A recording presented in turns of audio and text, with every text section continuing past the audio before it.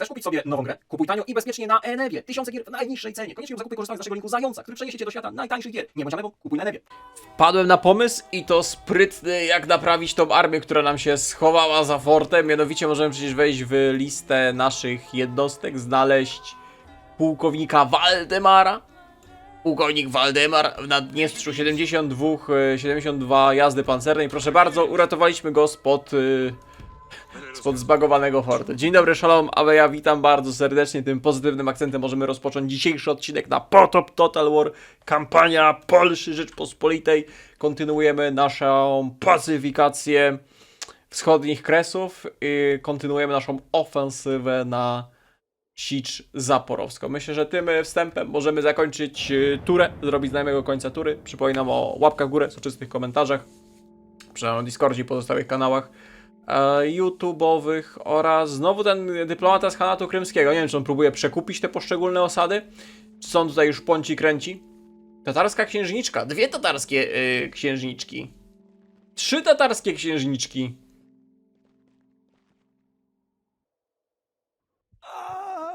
Znowu czemuś tam się zmarzło w Kijowie.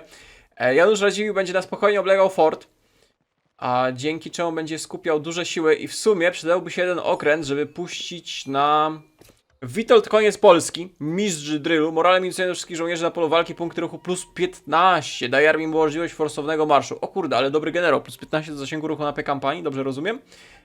Piękna rzecz. Zwycięstwo najważniejsze. Piękny jesteś i pojawiłeś się w Warszawie. W razie czego będziesz... Miłościwy panie. Nie no, on ma taki sam zasięg ruchu jak zwykły generał. Ale w razie czego to będziemy szykować może już armię jakby... Oho, czyżby szwedzka flota płynęła na Gdańsk? Jeżeli nam zablokują tylko port i tak striggerują wojnę, to troszeczkę szkoda, że zwykłą blokadą portową, jak już mają rozpoczynać wojnę, to na pełnej. A, nam by się przydał okręt, żeby w razie czego z Siczy Zaporowskiej przeskoczyć gdzieś na drugą stronę Dniepru, bo tak to trzeba będzie dopiero na wysokości Kijowa, będzie najbliższy przyjazny nam most. W Kijowie kolejny agentuch zlikwidowany. Szekle się powoli gromadzą, dobrze. 2600 na turę powiedzmy plus minus zarabiamy. Widzę, że nasi zarządcy powoli nabywają perki zarządcze, to bardzo ważne. Zawieszenie broni Imperium Osmańskie, Państwo Papajskie.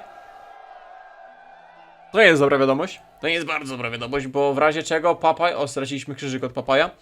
Moglibyśmy zawsze machnąć jakąś krucjatą na Stambuł. Przypomniałem, że jak ktoś chce zobaczyć polską krucjatę na Konstantynopol, to jest seria z Stars on Star War, 2 sezony i tam Poliakami faktycznie żeśmy... Na Berlin można zrobić! O kurde! No szkoda, że nasi sojusznicy. W razie czego na Sztokholm.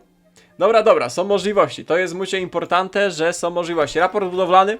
Więcej żyta dla naszej pięknej Polszy. W Warszawie coś możemy zrobić. Możemy zrobić nawadnianie. Więcej produkcji jedzonka. Więcej żyta w okolicach Warszawy. Pracownia artystyczna. Dobra, daj to za 1900. Najlepiej byłoby stakować budynki.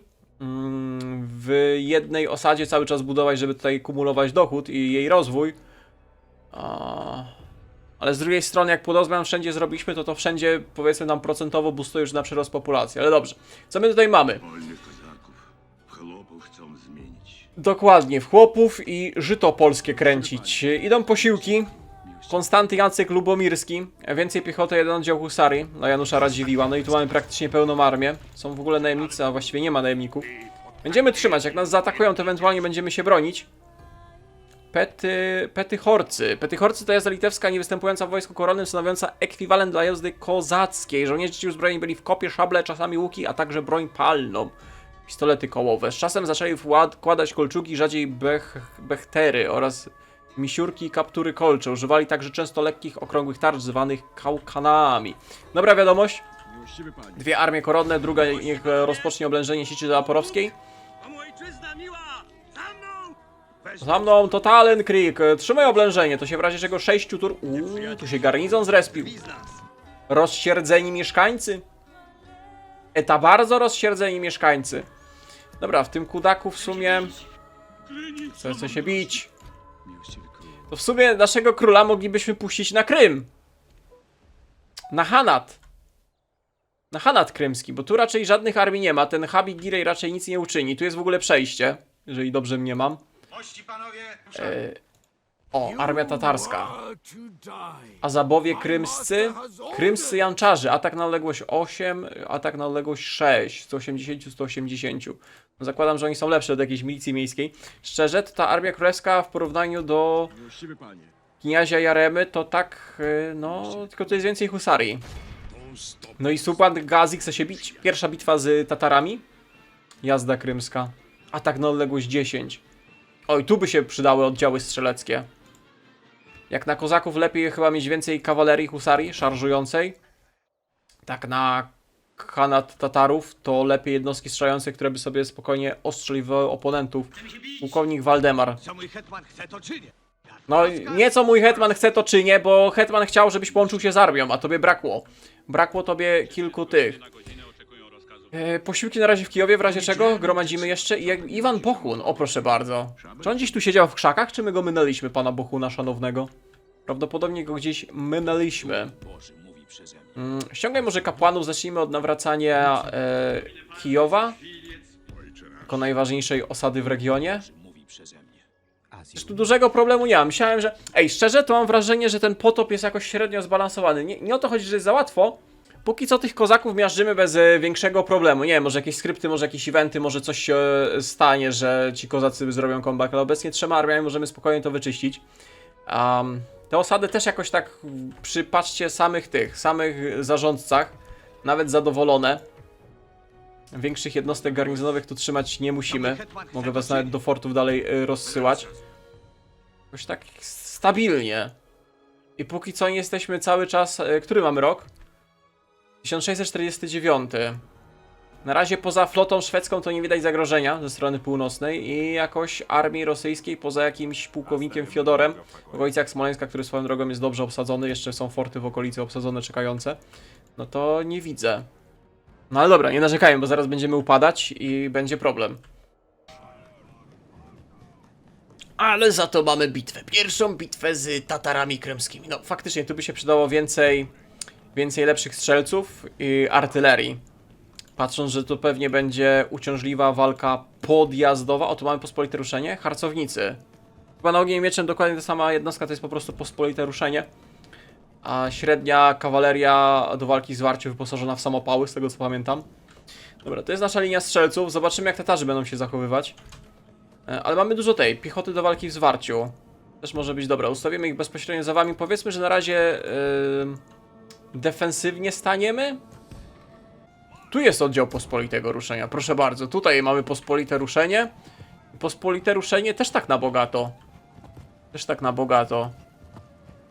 Każdy odziany w to, co miał tam w dworku szlacheckim. Fajnie to wygląda. A pokaż tych harcowników. O, a ci harcownicy wyglądają jak z ogniem mieczem. W sensie mówię o modyfikacji. O modyfikacji ogniem mieczem, bo tam chyba najwięcej graliśmy tych scenariuszy. Ci faktycznie wyglądają. A ich jest 151. Sporo. Dobra, a nasza zawodowa husaria, to w ogóle mamy zwykły oddział husarii 160. Natomiast generowie z królem, nie no dobra, może król niech nie walczy, bo zawsze jest jakaś tam szansa, że polegnie.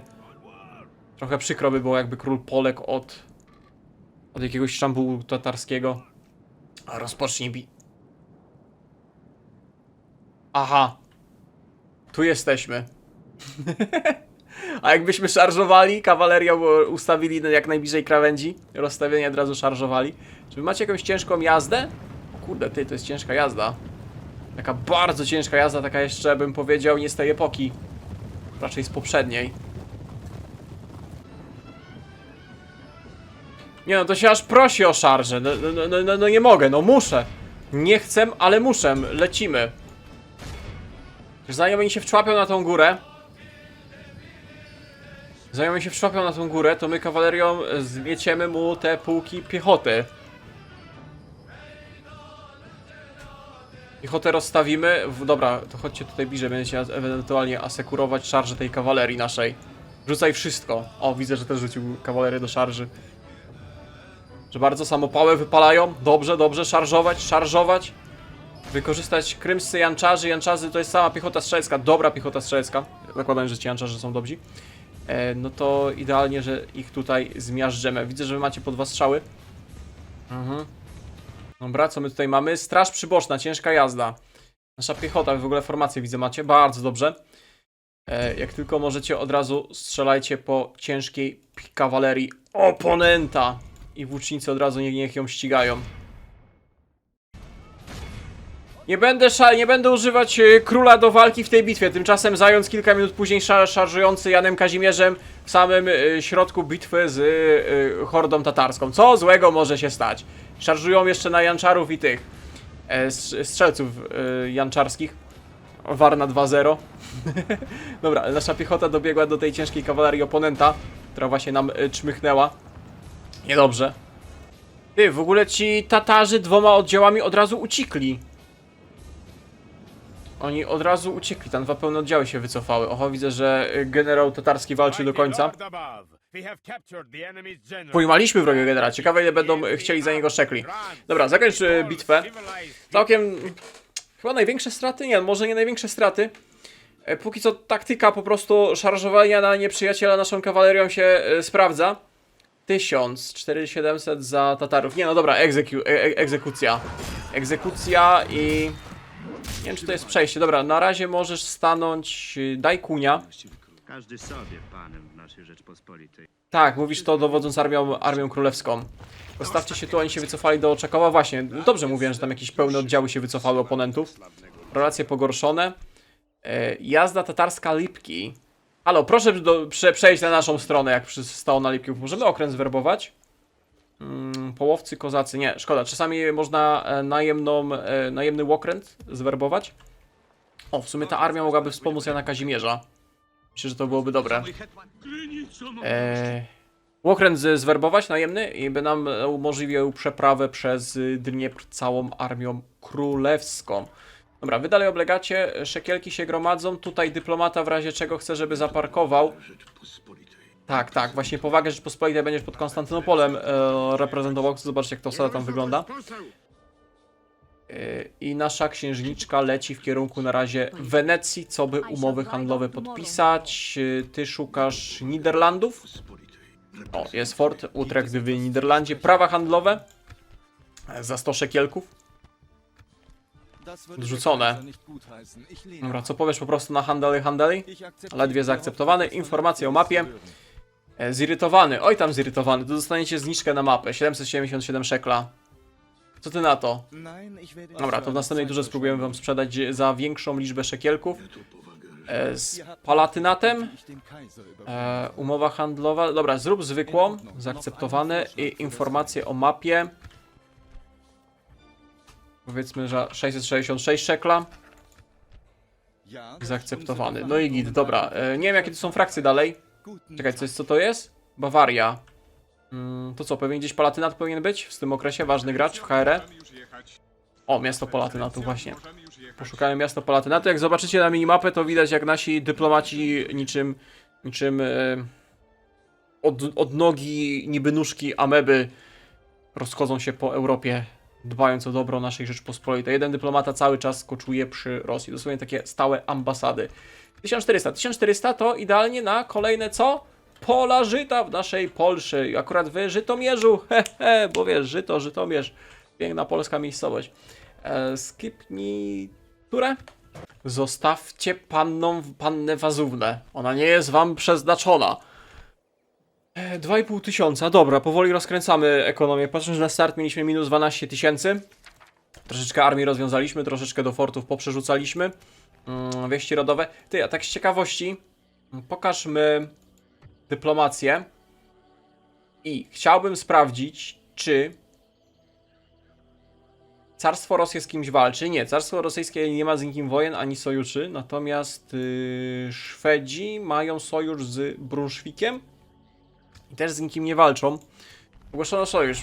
Państwo Europejskie, Republika Wenecka, raport budowlany w Pińsku. Dobrze, kamienny mur to wyższy poziom osady. Od razu wam farmy machniemy w nagrodę. Pińsk w miarę bezpieczny. My w miarę możemy już praktycznie robić kolejki budowania. Niesamowite. Nie podoba mi się, że w Toruniu nie rośnie populacja. Jeżeli o, ryneczek w Sieradzu. Idealnie. Więcej handlu z cesarskim Śląskiem.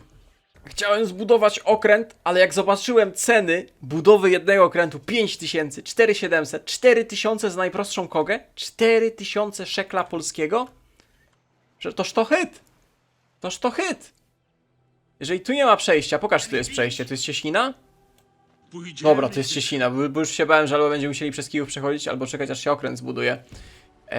Dobra, pułkownik Waldemar, skoro się odbagował, to pójdzie spenetrować obszar. Każdy sobie. Król Jan Kazimierz. Myślę, że może fort w Oczakowie zdobyć. Myślę, że możecie na automacie to rozegrać. Niewielkie straty. Niech No i co? Idziemy dalej. Przekraczamy ujście Dniepru. Wróg nagrodził moje męstwo. Uwielbiam ten cytat. Przekroczmy. Tu artyleria. Zobaczcie, jak ta artyleria spowalnia cały ruch. Pójdziemy gdzie trzeba. No gdzie trzeba, tylko musi się nadgonić. A pułkownik Waldemar będzie strażą przed nią patrolował i donosił. Relacje pogorszone. Dobra, Sicz Zaporowska oblegamy, to za jedną turę powinien się poddać fort, chyba że wyjdą albo użyją tej armii do pomocy z tyłu. Tutaj ci kozacy ponoszą atryszyn, a że mają duże oddziały, to procentowo dużo tracą. Very nice. Dyplomatą Adam Kisiel. Ja tu powagę Stambuł. Rzeczypospolitej reprezentuję. Sułtan Ibrahim I, przywódca frakcji. Milicja turecka, straż garnizonu, milicja miejska, Segbań. Populacja ile? 120 000. A, dobra, bo myślałem, że ponad 1 000 000. A to jest 120 000. No dobra, 120 000 to jeszcze mało. Niechże Bóg choć pana prowadzi. Pojedziemy. Prowadzi cię do Wenecji, moja droga. Continuing tomorrow. Ja tu A ciebie do Palatynatu. Prawa handlowe. Wy walczycie z Austriakami, nie walczycie z Austriakami. Szekielki. Za umowę handlową. Zrzucona. Nie zgodzicie się, nie? Dobra, to w następnej turze spróbujemy. ja tu powagę. Ihr habt Nachrichten, die ich dem Kaiser überbringen soll? Ale za to Holendrzy powinni się zgodzić? Nicht ganz. Ledwie odrzucony. Es ist ein erfolgreiches Treffen.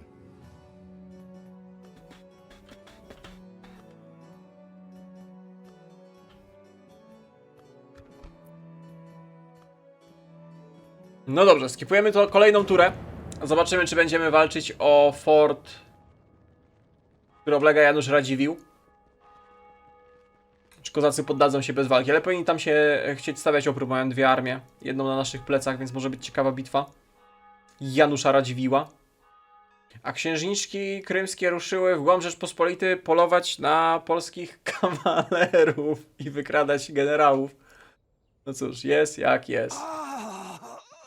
Widzę, że kolejny szpieg, znaczy słyszę. Dobra, i mamy bitwę. Wielka bitwa naszych czasów. Janusz Radziwiłł kontra Matryn Nebala. Matryn Nebaba. Okej, to jest zwykła piechota zaporowska. I pan Krzywonos Szanowny. Jeszcze gorsza piechota. Łącznie 6000 ludzi do naszych 2700. Dużo kawalerii mamy i będziemy się bronić. Nice. Według moich obliczeń z tej strony na plecach powinniśmy mieć jedną armię wojsk zaporowskich. Spróbuję ją rozbić, zanim wejdą na pole bitwy i dobrze się rozstawią. Zobaczymy, czy dobrze wyliczyłem. No, prawie dobrze. Oni dosłownie w tym rogu się pojawili. Oj, bo teraz to dosłownie jesteśmy pomiędzy 2 armiami. Ani tu nie zdążymy. Zostajemy tutaj i bronimy się z 2 stron. No chyba, że zanim tamci się władują na pole bitwy, się rozstawią, to my szybko zaatakujemy. Kozaków tutaj, to oni pewnie mają poukrywane, to nie są wszystkie oddziały i to jest ta lepsza niby armia. Drobny błąd, ale to nie zając dowodzi w tej bitwie, tylko szanowny pan Janusz Radziwiłł. Hetman litewski wielki koronny, rozumiesz? I co złego to na niego. Tak. Chłop się rozgrzewa przed potopem szwedzkim. Rozstaw naszych spróbujemy rozstawić się. Zobaczymy, jak szybko wrogie jednostki wchodzą i zajmują swoje pozycje. Jeżeli będą dość opieszale się rozstawiać, to zaatakujemy pierwszą armię, zanim druga wejdzie nam od lewej flanki na pole bitwy. A przed sobą mamy no kolejną dużą. Mają kilka mocniejszych jednostek, zwłaszcza tych strzelców, którzy wytrzymują nawet szarże kawalerii frontowe. Ponoszą straty, ale nie panikują od razu, no bo ci chłopi to oni panikują. Czy on miał pałkę zwykłą? Oni nas atakują! Oni nas atakują! Myślałem, że będą czekać na posiłki. Ej, to nawet jeszcze lepiej. A, to diabła z tą pogodą. Z wilgotnym prochem niewypały są pewne. Kto wie, ten wie. w sumie 50 lat i mamy Empire'a, nie? Może taka mega kampania Polski? Zaczynamy, nie wiem, jakimiś Lechitami, Słowianami. Na Romie jakiejś modyfikacji. Potem na Barbarian Invasion Słowianie, chociaż już byli. Potem przechodzimy przez wszystkie mody do Medievala chronologicznie na wieki średnie. Empire, Napoleon, Księstwo Warszawskie. Mega kampania Polski w Fedorze. O Jezus. W ogóle tutaj mamy nowy oddział, którego wcześniej jeszcze nie mieliśmy okazji kosztować na polu bitwy. Strzelców litewskich. Mam troszeczkę inne... Tak, kawaleria się rozjeżdża na prawą, lewą flankę. O, bo tu już zaczęliśmy strzelać. Trochę za późno kawaleria. Chcę rajtarów, bo tu mamy w ogóle duży stak rajtarów. Mamy 2 oddziały zwykłych rajtarów i nasz gubernator Kijowa. Też, znaczy były gubernator Kijowa również jest w gwardii rajtarskiej. Dobra, zróbmy na razie zwykły pojedynek strzelecki. Pewnie takich pojedynków będziemy dużo oglądać, jak będziemy ze Szwedami walczyć. Nasi rajtarzy... A, wy możecie strzelać, to strzelajcie. Macie w zasięgu? Dowali z tych swoich pistoletów. Straż hetmańska. Wy macie tryb walki dystansowej? Nie macie. Strzelajcie, bo oni szarżują, nie? Właśnie jeden oddział do kontrszarży, a reszta strzelać. Zobaczymy, czy ci rajtarzy sobie poradzą. I ta czerń kozacza dobiegła? O kurde, myślałem, że oni nie dobiegną. Mea culpa. Mea culpa. Ej, zagapiłem się. Myślałem, że my ich tutaj rozstrzelamy, zanim podejdą. Dobra, do przodu, panowie. Może wyjdźcie z formacji, teraz biegnijcie. Dobra, drobne straty w strzelcach. Drobniutkie. Wycofaj tych strzelców i może już ich rozstawię ewentualnie na drugą armię. Cofnij ich na to wzgórze. Tutaj nasza kawaleria powinna sobie poradzić w takiej ilości z no właśnie, jazdą kozacką. Ej, zagapiłem się. Nie zauważyłem, kiedy oni podbiegają, bo na tych rajtarów i na tych strzelców litewskich patrzyłem. Dobra, wy się rozstawcie tu i po plecach strzelajcie oponentowi. Wy z powrotem formację, włączcie ich, atakujcie. Rajtarzy do tyłu. Twardzić. Rajtarzy mogą spokojnie walczyć w miejscu. Faktycznie ciężka kawaleria. I tu nasza piechota radzi sobie z oponentami strzelać. Strzelać po generale. Ci też odskoczyli. W sumie tych włóczników nie szarżujcie. A, nie! Tu! O, spanikowali. A mówiłem, żeby szarżować? Co jednak przewaga rajtarska, to przewaga rajtarska. Dobra, atakować. W centrum trwa bitwa. Nasza kawaleria... Patrzcie, husaria znowu się zatrzymała na tych harcownikach. Dobra, to nie jest tak, że ci kozacy nie mają czym walczyć z naszą kawalerią. Bo nawet ich lepsza jednostka strzelców potrafi zatrzymać szarże naszej kawalerii. Łucznikami goni was, a wy spróbujcie na siłę się przebić do centrum. Spróbujcie się na siłę przebić do centrum. Wjeżdżajcie pod górę. Hop, hop, hop, hop. No właśnie, jeden generał Polek, znaczy Polek ucieka. Dobrze ci rajtarzy. A drugiego chyba pojmaliśmy? Upadek wrogiego generała. Martyn Nebaka. Dobrze, o to chodziło, tego bym chciał. I znowu do naszych strzelców dobiegli. Ta czerń. Ej, serio? Ta czerń nie panikuje od frontalnych szarży na naszych strzelców i to takich lepszych chyba muszkieterzy litewscy? Oni sobie pewnie poradzą nawet w walce z Warciu, ale no nie do tego służą strzelcy, żeby z czernią bić się w walce tego. Na szable. Uciekają na plecach. Dobra, cofnij jazdę, tu sobie poradzicie sami. Jedźcie na razie w pogoni za wrogim generałem, żeby i tak się rozszerzyć. Jeden oddział rajtarów rzuć tu do pomocy w centrum. A wy już możecie flankować na oponenta. O właśnie, dobrze, że tu biegniecie. Przechwyć tą czerń kozaczą. Użyłem, że walczymy z 2 armiami przeciwko jednej naszej, więc straty będą wyższe. Bitwa będzie bardziej zacięta, ale to dobrze. Zacięta bitwa to większe straty po stronie wojsk nieprzyjaciela. No to niestety nasi strzelcy muszą walczyć wręcz troszeczkę nieefektywnie. Ścigaj ich dalej. Wy spróbujcie tu w centrum pomóc. Szarża, rajtarom się skończyła amunicja. Tu się próbujemy przebić naszą kawalerią przez generała oponenta. Straż hetmańska, ta jest. Piechota biegnie. Mamy tu jakiś oddział do walki z warcią? Mamy 2. Spróbuj wycofać naszą jazdę, żeby bardziej efektywnie ich wykorzystać.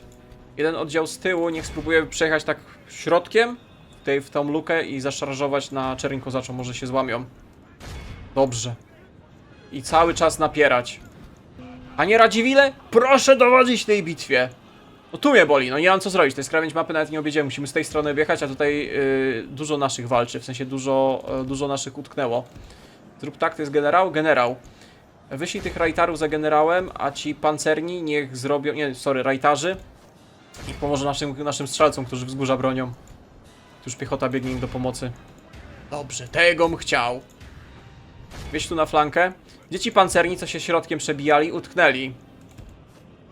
Do tyłu. Spróbujcie zrobić... O, ci już spanikowali, to pomóżcie... Pomóżcie tu. Powrotem w centrum. Zaszarżować. Dobrze, i nasi rajtarzy na plecach, o to chodziło, złamać ich tutaj, gdzie tyle trzymali naszych tych strzelców. I przebijać się, przebijać się. Jeszcze jeden generał wroga gdzieś tutaj na polu bitwy się ostał. Only half the enemy force remains.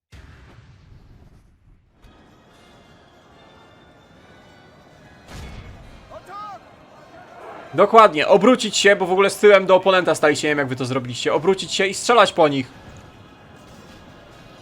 Jacy zakrwawieni, co tu się dzieje? Mamo, możemy mieć DLC-ka do nowych Total Warów Blood and Gore w domu? Mamy DLC-ka Blood and Gore w domu. Czemu oni tacy cali?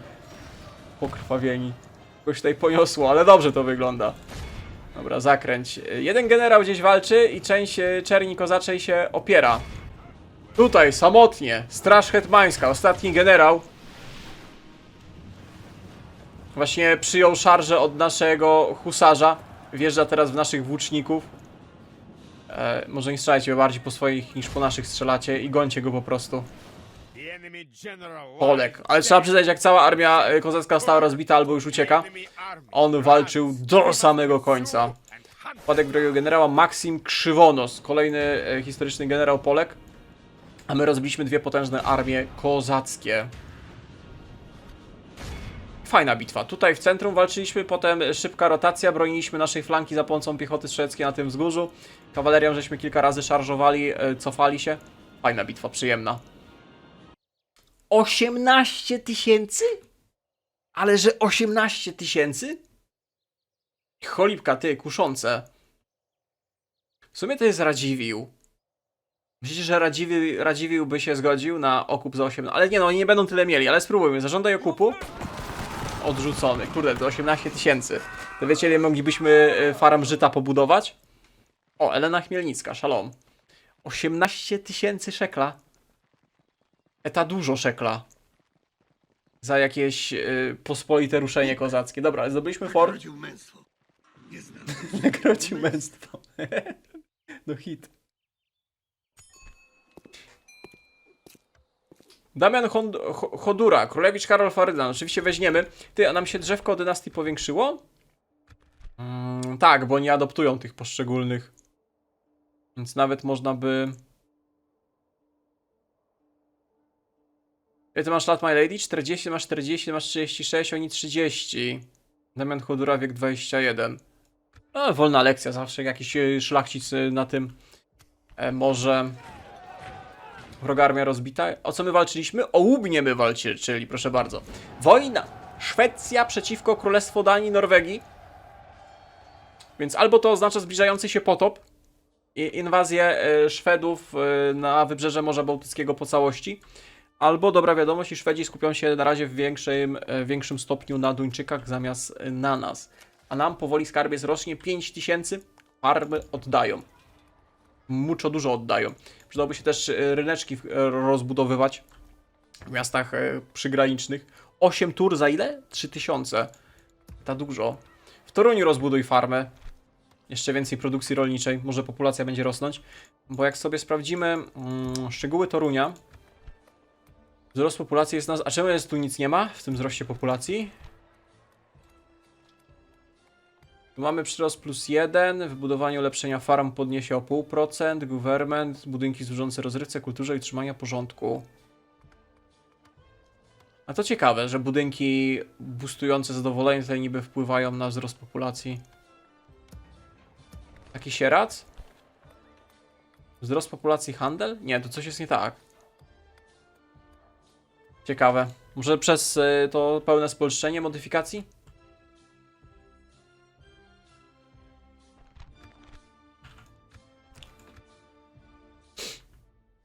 Jakie wypalone tutaj ziemie po tym oblężeniu. Ciekawe. Panie pułkowniku Waldemarze, co my tutaj mamy? Han Islam III, przywódca frakcji. Przekradnij się dalej na sam półwysep i żeś niewiele odkrył. Każdy sobie panem w naszej Rzeczpospolitej. Kurde, wiecie co, ja bym chciał mieć działa na tych Tatarów i więcej lepszych strzelców. Może jedną turę tu poczekamy, aż posiłki dojdą. Miłościwy król. Pospolitej. Szanowny król Jan Kazimierz ma już dużo lepszą armię. Tych dwóch strzelców spieszonej dragoni. Atak na odległość 7, a walka wręcz 6. 160. Koszt rekrutacji 1000. Drogie budynki, drogie jednostki, drogie okręty na tej modyfikacji, ale też duże dochody mamy z miast na start. Dobra. Każdy sobie. Radziwiłł zdobył Łubnię. Także ruszy drogą, bo ja nie wiem, gdzie tu są osady. Połtawa. To jest Zadnieprze. Zaporoże, Zadnieprze, Zaporoże. Okej, czyli ta prowincja przechodzi na drugą stronę. Prawdopodobnie kozacy mają tylko 2 osady, na to wygląda. I Połtawa po stracie tych 2 armii w polu nie ma praktycznie garnizonu. Dobrze. Sama Sicz się powinna poddać za 4 tury. Każdy sobie panem w naszej Rzeczpospolitej. Do jutra mamy ojcze nasz. Duch Boży. Nomine Patris et Filii et Spiritus Sancti. Niechże Bóg wać Pana prowadzi.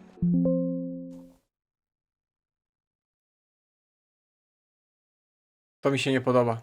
Skraszowało. A więc wojna!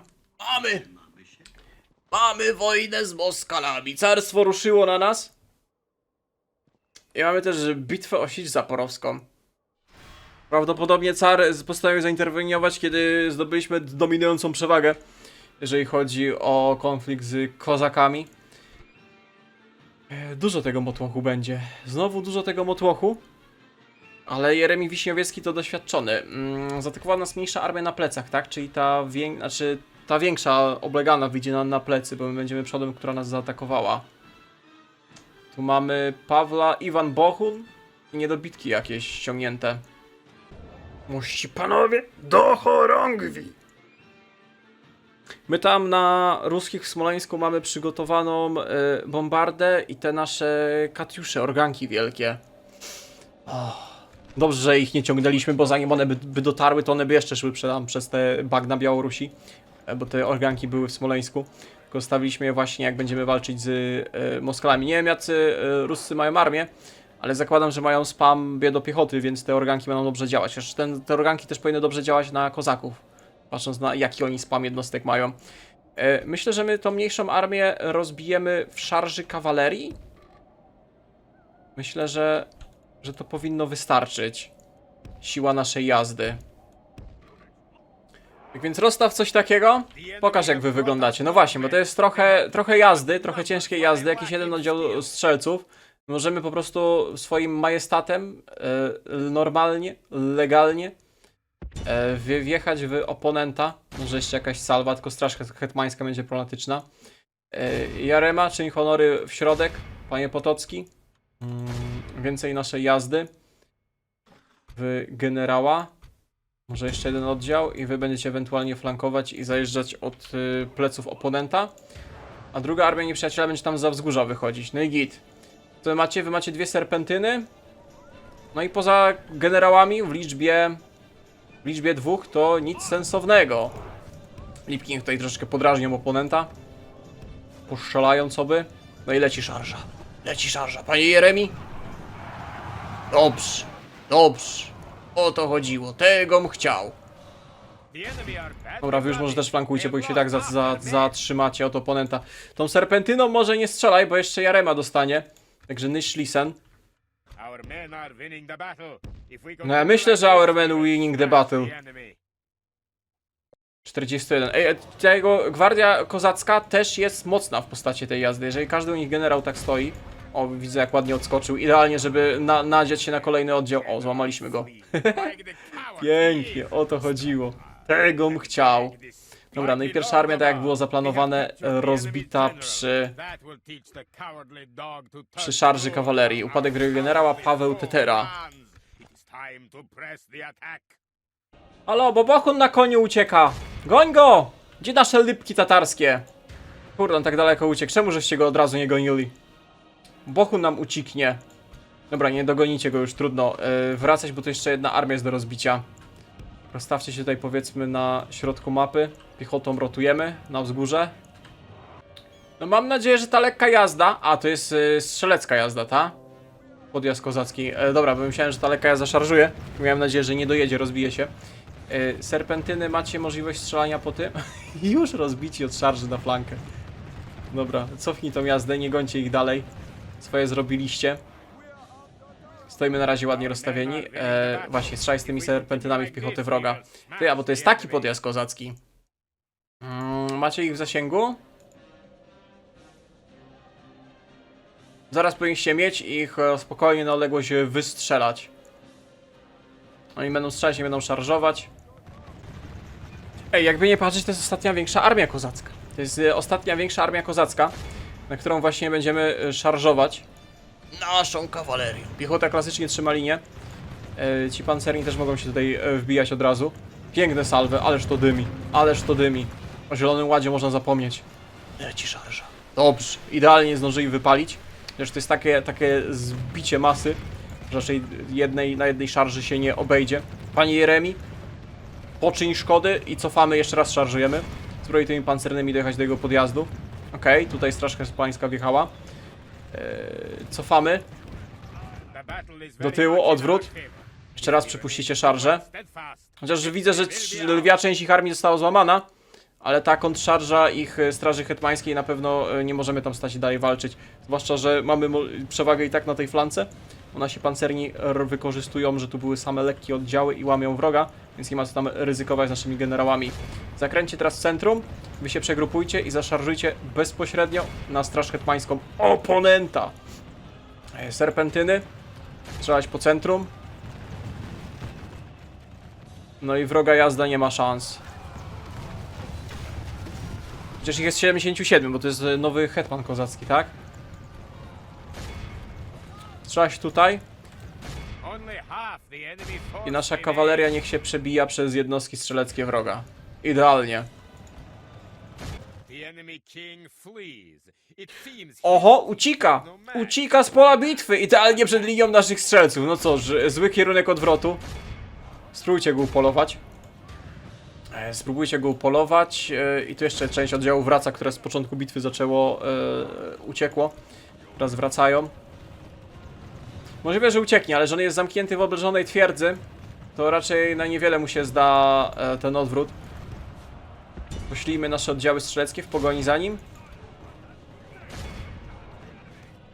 Nasi strzelcy niech zostaną i pomogą po prostu wyczyścić pole bitwy. Macie szansę go dogonić? A, bo tu w ogóle jeszcze są te serpentyny nieprzyjaciela. To niech ci jedni pancerni zostaną i dobiją serpentyny. A lipki, jako chyba nasz najbardziej mobilny, lekki oddział, niech spróbuje. Nie no, pa jak ucieka nowy hetman. Nie dogonisz go, tak się za nim kurzy. Kurzy się za nim jak ucieka bardziej niż gdy nasi salwy wypuszczali. No dobra. Spróbujcie tylko dobić to, co zostało. Albo nie, kończmy, bo nasi tyle strzelają, że jeszcze przypadkiem jeden z naszych generałów dostanie. Może być. 300 straconych. I nie mogły te bitwy z kozakami cały czas tak wyglądać. Bez strat, jedna szarża i nie ma oponentów. 1000. Ciekawe, ile byłoby za hetmana. 10 tysięcy. Szczerze? Odrzucony. Szkoda, bo... Iwan Bohun czmychnął z bitwy, przeżył. A Sicz Zaporowska chyba tak czy siak upadła? To była ich ostatnia tura? Idealnie. Kończymy bunt kozacki. Likwidować w momencie, kiedy wybuchła wojna z Moskalami.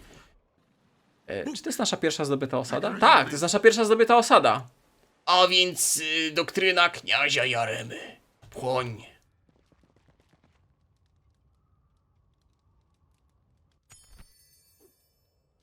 Gabriel Piecha, no nie, odrzucimy. Opór jest daremny, Sicz Zaporowska. Raport z końca tury, 5000 szekielka, wieści rodowe, dobrze, budowa zakończona w Wilnie, więcej żyta dla żyta i mamy wojnę. Carstwo rosyjskie najechało naszą kochaną Rzeczpospolitą. Norwegia walczy z Brunswikiem, Brunswik jest sojusznikiem Szwecji, sojusz pomiędzy Francją, Republiką Genui i rozejm pomiędzy Bisurmanami, Osmanami, a Cesarstwem Rzymskim Habsburgami. To niedobra wiadomość. Osman, który nie ma zajęcia, to Osman, który może szpącić, kręcić przeciwko Polsce. Zwłaszcza, że wchodzimy na terytorium Krymu. Osmanom może się to nie spodobać. Ale myślę, że kwestię osmańską i inwazję Moskali na Połock. Co to w ogóle jest? Co to w ogóle jest? Mieszkańcy odepchną ten atak. Ruska straż garnizonowa, ruska hołota i więcej ruskiej hołoty. Proszę Państwa, proszę Państwa. W kolejnym odcinku tutaj Wam podziękuję za uwagę. Dziękuję wszystkim, którzy oglądali do końca. Łapek w górę, soczysty komentarz. Widzimy się w następnym odcinku. Cześć, cześć.